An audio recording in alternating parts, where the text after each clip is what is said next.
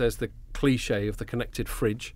I'm just waiting for the connected toilets. Connected toilet, yes, well, indeed. Tell me when I'm too dehydrated, or whether I need to stop eating some chocolate the night before, or perhaps, something like that. Or perhaps live streaming the whole experience. Oh, that would be pleasant. That's a bit of a pun, that live stream. Anyway.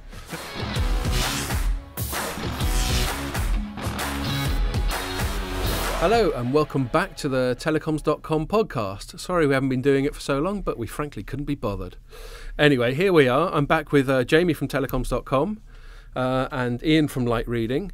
And before I carry on, if you're watching the video of this, bear in mind you can also download the podcast on SoundCloud or iTunes, and vice versa. If you listen to the podcast, you can access the video on the site or on YouTube.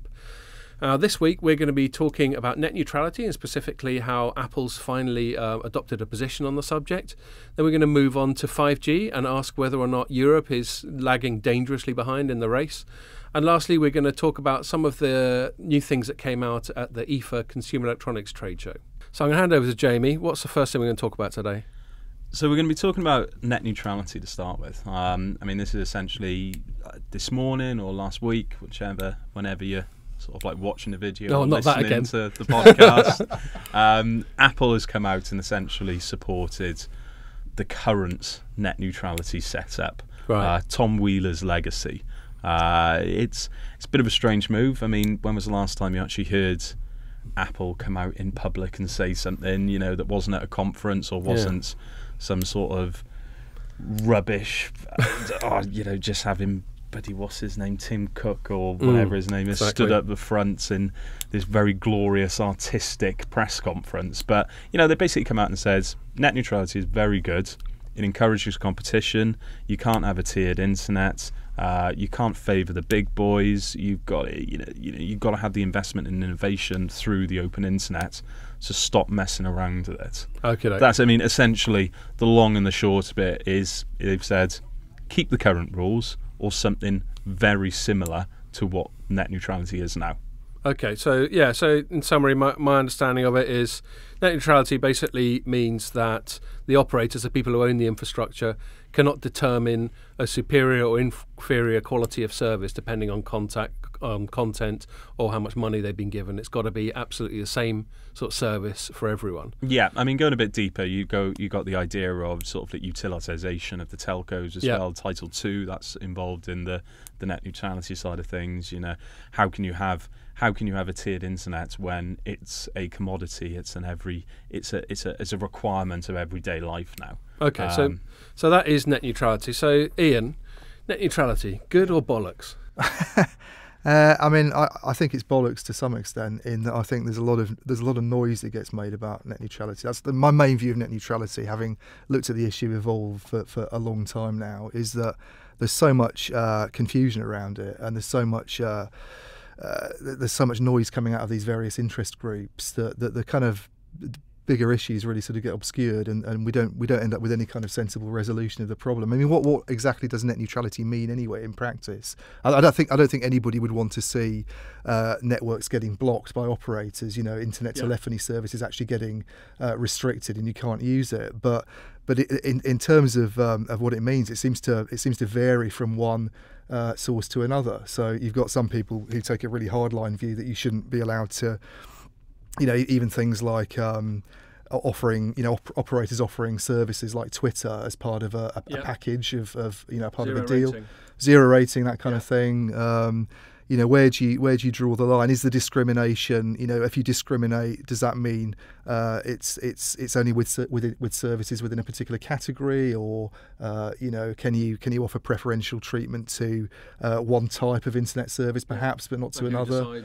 I just think the whole thing is very, very confusing. And the European Union, which has also kind of been making a lot of noise about net neutrality recently and tried to sort of push through some stuff. I mean, the documentation they brought out is just, it's very hazy as far as I can see, and you ask the operators, actually, you talk to Deutsche Telekom, or they think they can get away with doing things that other people don't. So Telenor said to me some of the stuff that Deutsche Telekom's talking about being able to do, that some of the pricing stuff they want to do in terms of internet services, they don't think they'd be able to do them under what the EC is. I think that's partly to do with the fact that the European Commission is just miles behind, more than anything else. But what exactly is the FCC stance at the moment? I mean, the FCC is trying to dismantle what Wheeler's done, but I don't know what that means really. I mean, essentially, Title II is they're sort of like moving the telco industry across to utilities. So I think this is actually a very sensible argument because, like water is something that we need every single day, and you can't be taking the water companies can't take advantage of us and charge more for water because they know it's a necessity, so they're kept in line through heavy regulation. Whereas now we're moving into the digital economy. The internet is no longer a luxury.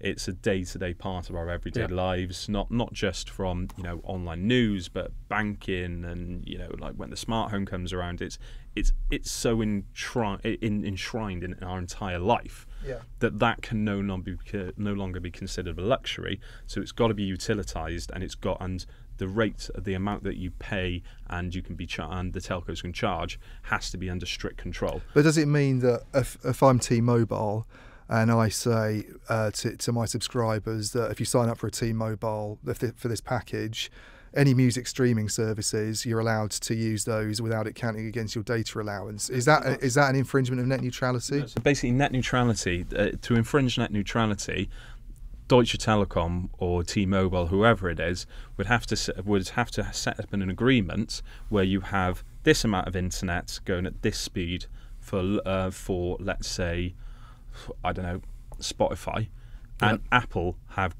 paid an extra, I don't know, £20 million a year to T-Mobile, so all their customers are getting it at this speed. But you can discriminate between different service categories. So you could say any music services that you use under your data allowance don't count against your data allowance, but video services do count against the data allowance is a bit. Yeah, I was going to say, Jamie and I were chatting about this earlier. I personally think there's a distinct difference between discriminating on performance and discriminating on billing. Yeah. So net neutrality. And so I think the net neutrality is more about performance. It's saying that you can't say that Netflix goes faster than Spotify or but if you say this doesn't count against your data allowance each month, then that's the same thing, isn't it? Essentially, no, because that's billing, not performance. No, it's but it becomes performance if you have a cap of so many gigabits. But speed. It's not how much you use up. It's speed. If you're able to get Netflix at twice the speed of everything else, so that's considered to be going against the principles of net neutrality. Think about the experience you get when you're actually watching the video on your phone. So like if you BBC, for instance, you'd only be getting, I don't know, 15 megabits per second, and it was laggy, it was buffering all the time. But Netflix, because they paid for this the higher tier of internet, you're getting that through at 30 to 45 megabits per second. So you're getting a much smoother experience. And Netflix is essentially paying for a better experience on your phone than BBC is getting. Yeah, but I mean, T-Mobile got into trouble with net neutrality advocates because it did this thing on the music side. It said a certain number of music services were available to subscribers, and it wouldn't count against their data allowance. And that's happening a lot in the UK. And I maintain I think that things are different, but opinions clearly divided. Right, what I'm going to do now, we're going to summarise it. I'm going to get you two, and you may notice we've got this little bell. Which just about rings. I don't think we can hear it. Can you do it right into the microphone? Got this bell. And I'm going to give each of you 30 seconds, once I've got my stopwatch going on my smartphone, to summarise your case. And then maybe I'll adjudicate at the end or something, I don't know. So, Jamie, you're going to argue in favour of net neutrality. Yeah. Okay? And you've got 30 seconds starting now. So basically, if you have a two-tiered internet plan, it essentially it creates an uneven playing field, and it will just exaggerate that as the bigger players. 10 seconds. The bigger players can afford to pay more for a better experience, where the smaller players can't afford to play on the same in the same ballpark. Essentially, you're saying the smaller challengers can't get involved at the top table because they can't afford to play. Well done. Okay. Stop, reset, Go for it. I think there's a case where it all sounds like a lot of guff, to be honest with you. I mean, if you, most other services, you can pay for a better quality, a better priority service. You can travel on a motorway, on a toll road in the UK, where you kind of don't get the same experience as anybody else, and you pay a bit more for it. And nobody makes a fuss and says, oh, we need road neutrality or anything. I just think the whole thing's a very, very strange concept, net neutrality, and it's all a load of rubbish. Right. What do I think? I, believe it or not, think there are arguments on both sides. The free marketeer in me says these companies have paid to set up these networks. They're private enterprises. They've got private customers. They should be able to do what the hell they want with them. On the other hand, I can see why, because of the very high cost of entry to telecoms, why there's a need for regulation. Because if we let an oligopoly of 3 or 4 operators do exactly what they wanted, they could probably hold the consumer to ransom. So I think there's arguments on both sides of it, and what there probably isn't the grounds for is the kind of sort of strident tribalism that so often accompanies this, but there you go. Okay, so our next topic is going to be whether or not Europe is falling behind in the 5G race. Ian? Yeah, so this really comes out of some comments that Deutsche Telekom's been making. They're talking a bit more about 5G than Europe's other operators, perhaps. Right. And they've turned on, or claim to have turned on, what they say is Europe's first 5G connection. It's not 5G, obviously, because there isn't a 5G standard. It's pre-5G, but based on the sort of 3GPP new radio specifications, which are going to be locked down at the end of this year. So they've been working with Huawei. They've turned on this connection in Berlin, and they've sort of released some data about how it's doing. It's about 2 gigabits per second, and very low latency. I think sort of 3 milliseconds or something. That's what I wrote. Right, and so there's been a lot. I mean, I suppose the question is whether this is just more marketing of a service that's still not going to be around for quite some time, or whether it really means anything more substantive. And there's a lot of concern that perhaps Europe is not at the forefront of a technology that it should be. You hear a lot more coming out of the US, obviously. A lot of Asian operators have been very aggressive on 5G, so there's been a bit of a perception, I think, in some parts of the industry that Europe's lagging, and it's going to be really damaging in the future because we need 5G for all these whizzy new services, and it's economically important. And Deutsche Telekom would probably disagree with that. So I guess that's the question, really: is this just kind of marketing blather and more kind of stuff about trials, or does it herald some kind of big commitment to 5G and big things coming? And what also interests me about the sort of Europe angle, and you've been covering this sector longer than I have, Ian, so you could probably sort of confirm or deny my assumption. But back around sort of 3G time, Europe was the front runner. Europe was sort of calling the shots. And in 4G is a little bit more sort of East Asia and US, and 5G there's this suspicion that trend is going to sort of perpetuate itself, and we're really going to be behind in terms of timings. I think when you talk about Europe and the whole, I think that's a little bit misleading. I mean, like what we were talking about before we came up here, Ian.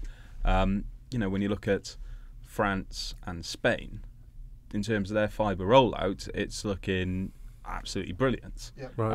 But when you look at other countries, like, I mean, let's be honest, we're sat in London, and despite the occasional surprising reports that the UK has got like the highest average download speeds on mobile worldwide or something like that, we're generally of the attitudes that UK infrastructure is absolutely shocking and is the investment is nowhere near high enough to take it through to the next level. So I think there's so many different patches of Europe. Some are doing great, and like you said, I had no idea.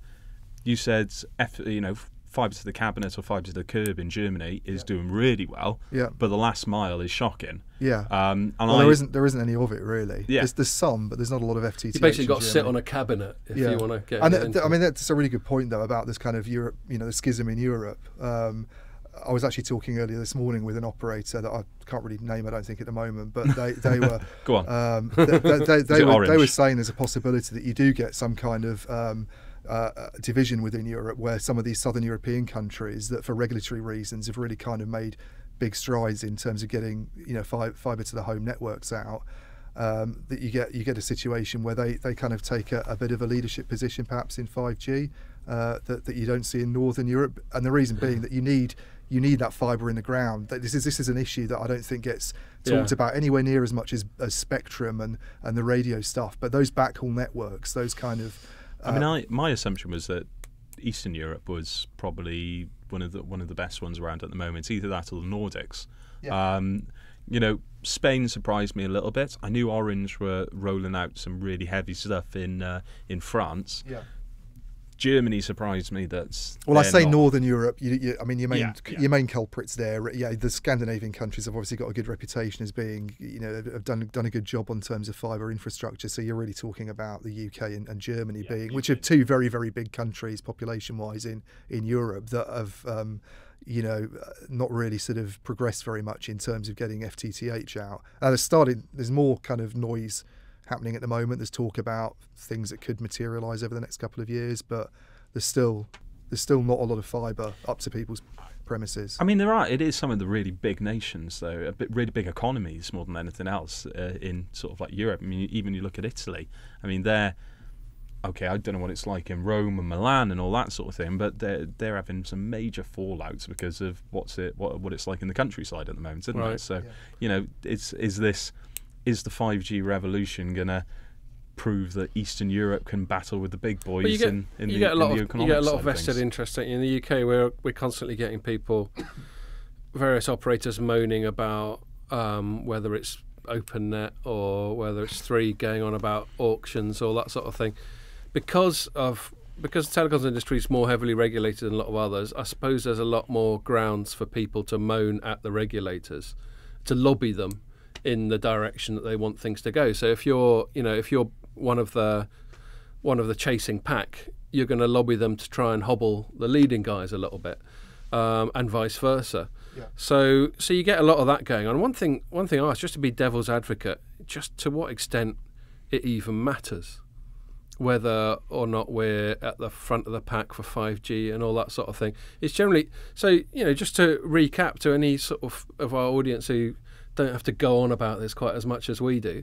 5G is actually going to be 3 distinct advances. One is called enhanced mobile broadband, which is basically more of what we got now, faster. The other is this low latency, which is supposed to be very good for things like emergency services and also things like virtual reality and remote control and all that sort of thing. And then the last one is IoT, these very low power, massive networks where pretty much everything's connected, and our fridge will sort of put our kids to bed for us. And all that sort of thing. It's important to point out that the stuff that's being talked about at the moment is very much the enhanced mobile broadband. So the new radio side of it, the bit that's been... And my point there is we're sort of getting there anyway. Yeah. It's getting so the 4.5G or 4.9 recurring G, as it inevitably get to, is getting pretty fast. In fact, faster than a lot of people's landline connections. Yeah. So... Well, there's that. This is. I mean, I think there's a good argument there that a lot of the noise that's coming out of the US, for example, at the moment, is very much about specific implementations of 5G that probably don't have a lot of relevance in Europe. So Verizon's making a lot of noise about using it for fixed wireless access, which is not such a big issue in Europe because you don't have a sort of last mile problem in some of these areas where Verizon wants to use it. Rural expenses. And it's just not something that operators see a need to do. So that's one reason you're hearing a lot of noise coming out of the US. T-Mobile, however, is talking about having a nationwide 5G network by the end of 2020 in its usual bombastic, over the top style way. They're saying so many ridiculous and pointless things. And whether that's going to they're going to kick ass. Whether that's going to happen, I mean, some analysts do think that they're serious about doing this, but I just, as you say, I don't really see that there's necessarily much point if you can deliver gigabit speed services over 4G networks. Indeed. It's not going to lead to more revenues from the consumers, probably, because we've seen before that these next generation technologies don't shore up service revenues. It's not really going to lead to any new service opportunities because you can do all this stuff. Yeah. There's nothing the consumer's going to use that needs a 5G network, basically. Not right now that I can think of. Where it might streaming be a worry, 4K or something like that. Where it might be a concern is later on if there does becomes a sort of sign that Europe is falling behind when it comes to the other stuff. emergency services, remote control surgery, assuming those things really start to pan old out. robot surgery, then maybe that's a bit of a worry. But Ericsson's point, or one senior executive at Ericsson has said one of the reasons that Europe is seen to be lagging is actually because a lot of the operators want to use 5G for those sorts of things. They want to use it for enterprise services, for new vertical market. They don't see a need to do anything on the consumer side. Therefore, they're not pushing this enhanced mobile broadband version of 5G in the same way that the operators in the States are. So, Jamie, do you think it's a big deal whether or not we sort of keep up with the North Americans or Koreans or Chinese or whatever?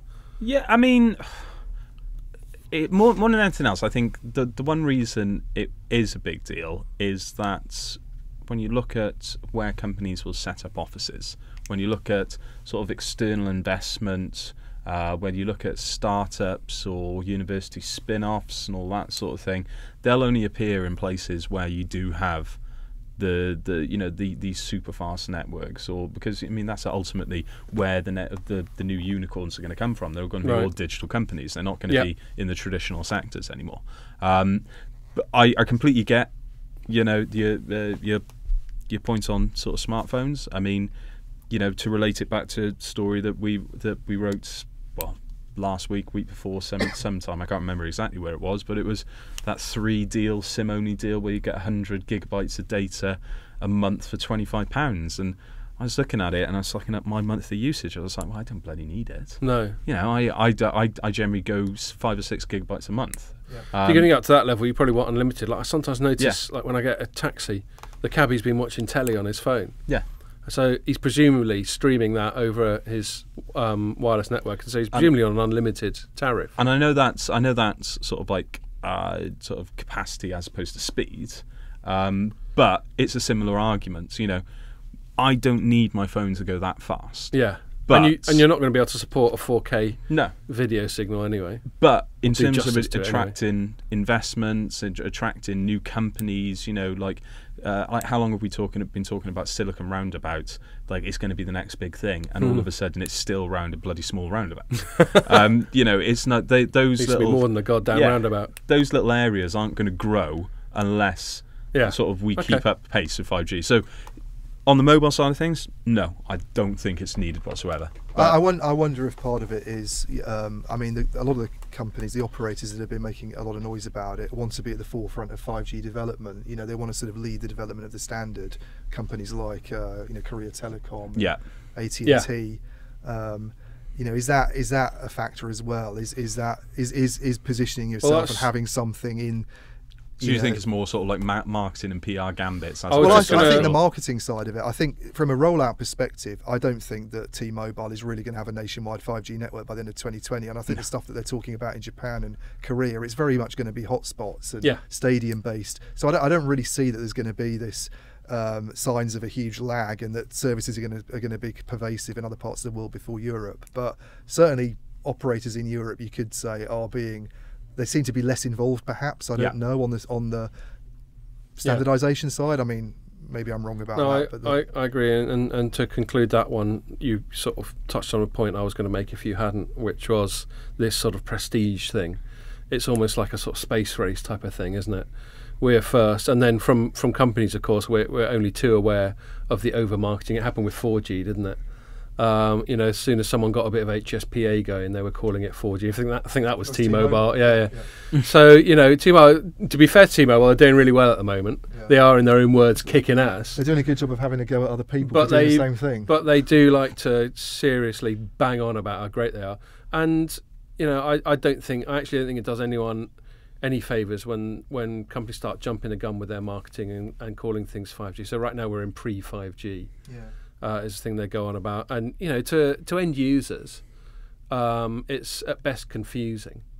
There's a lot of prestige. It destroys the trust. I think so. I think that's part of the reason why customer services are so shocking. It's because we were promising. Because we're over-promising. We're saying we can deliver this, and it's destroying the trust. Do you think it works though? Do you think and there's a lot of fierce and a very aggressive competition in the US. Obviously, they're all at each other's throats all the time.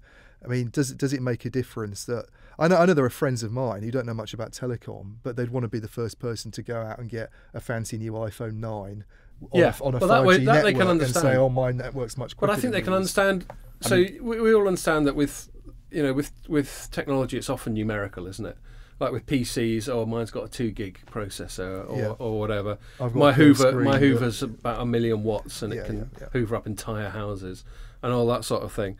And I think people understand that with phones, with the next iteration of phones. I just wonder. So another thing that T-Mobile's been banging on about is lighting up the 600 megahertz spectrum band. Well, they've just released a phone for it. Now LG's finally, 2 weeks after they started going on about it, come up with a phone. Now, how many people are going to go, 600 megahertz, I've been waiting for that.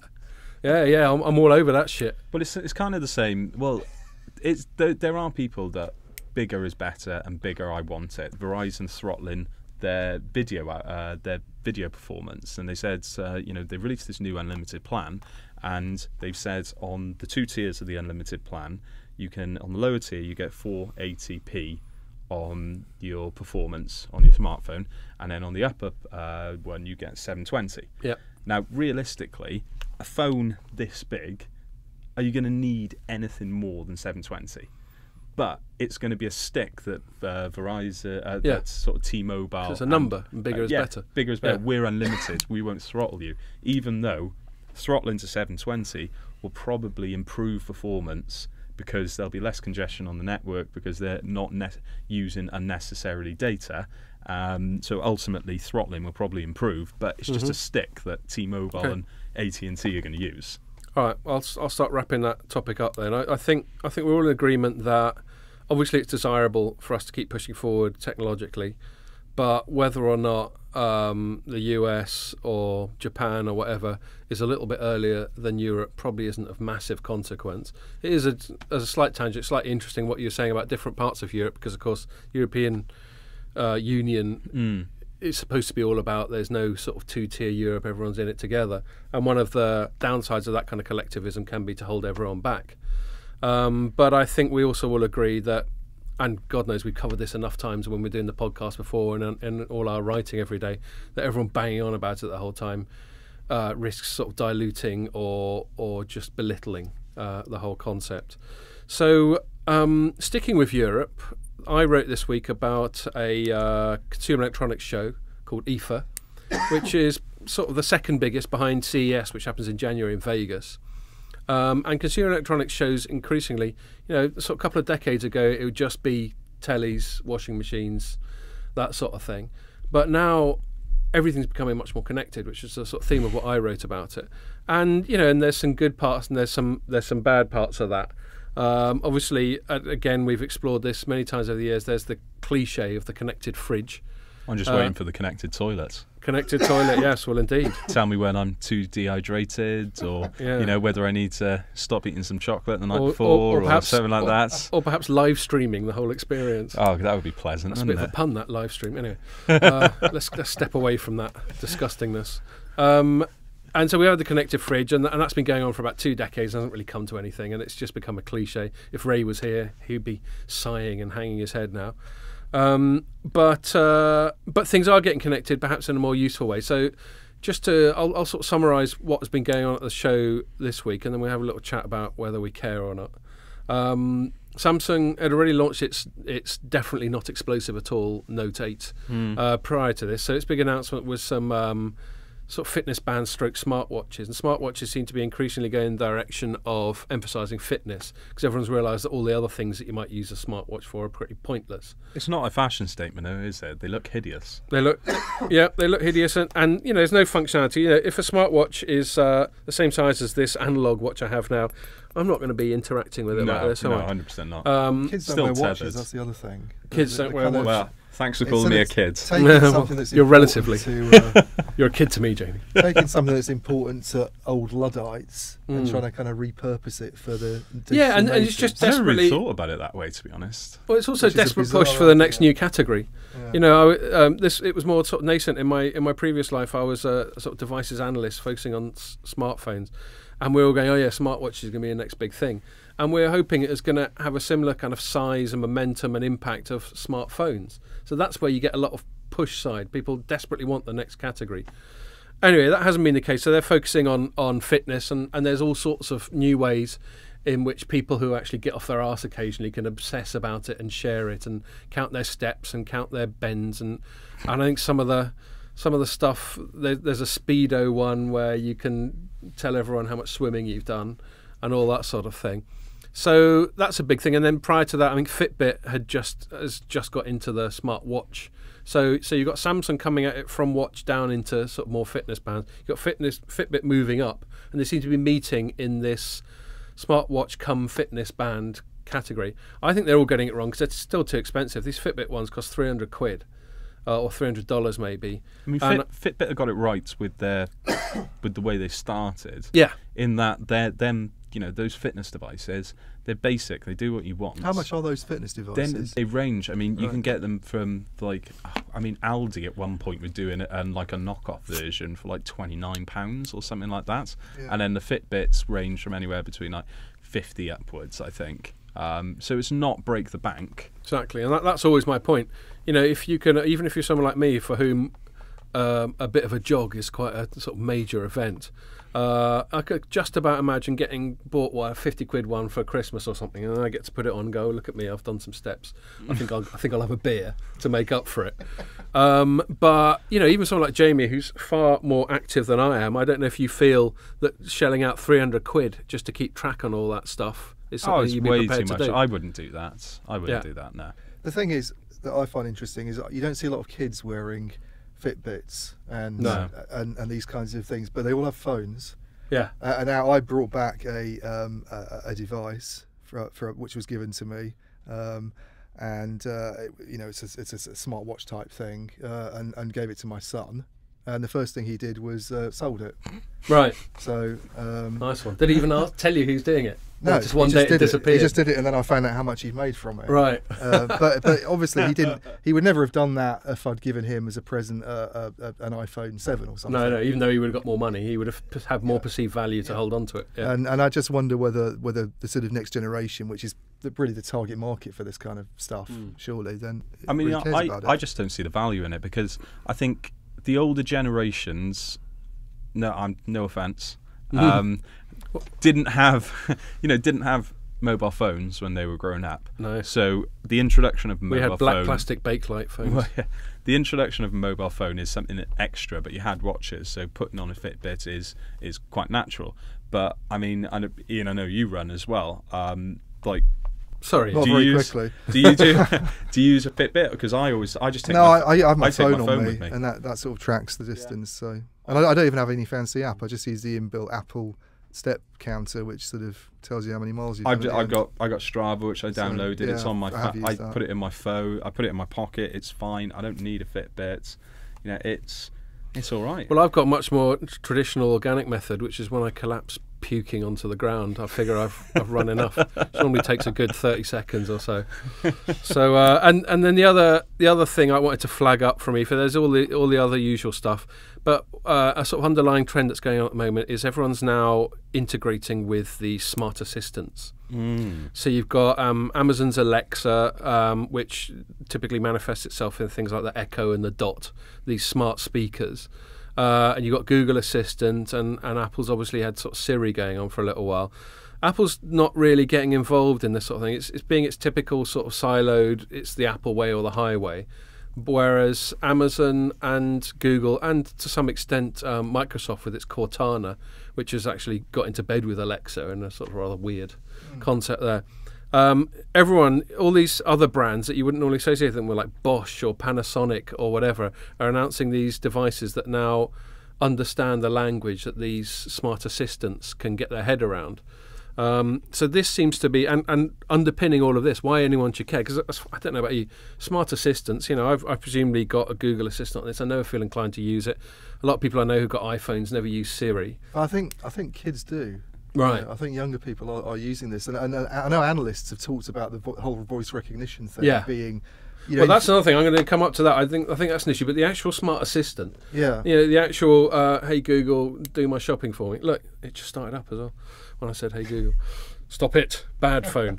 I'm not convinced. But then here am I. I'm 45, as Jamie constantly reminds me. I'm totally over the hill, and I couldn't possibly understand anything that's even digital in any way. But I think part of that is because it is shit. you know, well, there is that. It's going to get better. So it's not just me being an old git. No. But I mean, it will get better. You know, it's the basic concept of AI and machine learning. You know, it has to be used for it to progress. And yeah, you're right. No one's using it as well. Not a lot of people are using it at the moment because there's limited functionality and it's rubbish. You know, so. But one thing, you know, that Ian was just touching on, which I do agree, is the voice user interface is going to be a big deal. So if we think of user interfaces, let's say 80s and 90s, it was sort of keyboard and mouse, and then by the time these sort of touchscreens, smartphones came along, we've had a decade or so of touchscreen being the main user interface. But as we've all agreed, touchscreen on a small thing like a watch, that doesn't really work. So and it doesn't really work in a car either. We've spoken in the past about people sort of supposedly using these safe-to-use devices and then obviously taking their eyes off the road. There's some danger there. So voice is the answer there. But the voice UI needs to get, and the AI, as Jamie was saying, that supports it, needs to get sophisticated and user-friendly enough such that if I do talk to my phone, I can do it in a completely natural language, easy way. I won't feel like too much of a dick having a conversation with my phone when there's no human being at the other end, and it will actually do useful stuff. And I think that's what all this Alexa and all that sort of stuff at IFA is on about, is if you've got this smart speaker in your living room and you're sitting there and you're thinking, oh God, I really want to buy this, rather than have to go to the fridge and write on the little thing, you can just say it. I think it's really clever because, I mean, I know you covered the Alexa Ocado tie-up. Was it Ocado? Yeah, that's right. Yeah. I mean, so last week, Google announced a partnership with Walmart, and I covered that, and I think it's really good. You know, like, imagine you're just walking around your flat and you realise you've got, I don't know, one bottle of shower gel left, and you say, oh, hey Google, whack on another 2 bottles of shower gel onto the list, and then gradually you just do that over 3 or 4 days. You've got to be able to understand whack. Yeah, just whack it on, put it on there. But then, you know, after you hit your £30 for minimum delivery, Google will just remind you, say, oh, you got 30 quid, do you want me to arrange a free delivery for you tomorrow? And I think once that sort of catches on, then it'll be really useful. And it's all the little ideas like that we were talking about it. And this is partly the reason why I think Google is going to smash it in the smart home world, is that you sat there, you fancy a pizza, you just say, hey Google, can you order me a pepperoni pizza from the best local place? Yeah. And Google has got, through its search algorithms, it's got all the relationships, its recommendations, it's got all that data already stored in place, so it can develop the sort of the revenue channels off that using its fantastically successful search model. That's where Alexa or Amazon's going to struggle. Well, what is? I mean, this is an ignorant question because I've never used Alexa. But what is Alexa? Because I imagine you ask a question of Google, and as you say, it's kind of using its search engine model that it's got. But what is Alexa has more distinct, has a sort of more narrow range of commands. Right. So no. It's got a huge amount of commands now. Is it? Yeah. I mean, I think when I'm talking about their experience in terms of, I think both the assistants at the moment do exactly the same thing. Okay. They access the internet. If you say, what's the weather outside, they both access the internet, look at some sort of data on there, and feed it back to you. But that's essentially a search engine. Yeah, that's essentially a search engine. That is just running through voice control rather than typing. There's some other stuff you can do.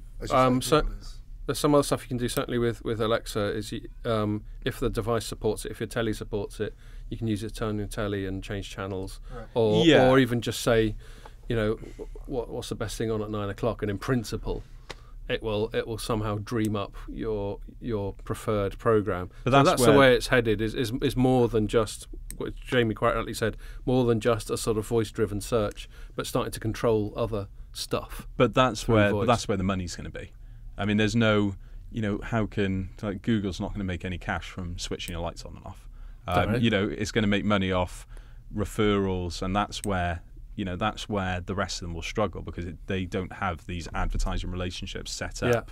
I mean, I'm personally surprised that we haven't seen Facebook try and go into, if you're talking about king of advertisers, yes, who's better at creating a walled garden nurturing an ecosystem and then sort of like monetizing it to third parties. I'm really surprised we haven't seen Facebook enter with their own virtual assistants. No, and I think that's a good place to sort of wrap up, is when we're talking about these big internet companies getting more and more embedded in our lives. We have to ask ourselves why. What's the business model? And they're quite different, as you rightly say, Jamie. Google and Facebook are ad driven. Yeah. But for Amazon, they just basically want you to use Amazon, ideally subscribe to Amazon Prime, which is their sort of guaranteed recurring sort of revenue model. But they want you to buy stuff through Amazon, an increasing range of stuff. I mean, another thing, I won't go on the tangent too much, but they're getting more and more aggressive about groceries. You could never have imagined them. Well, they made that big acquisition, didn't they? Whole Foods. I think that'll be where the smart home takes off first and foremost.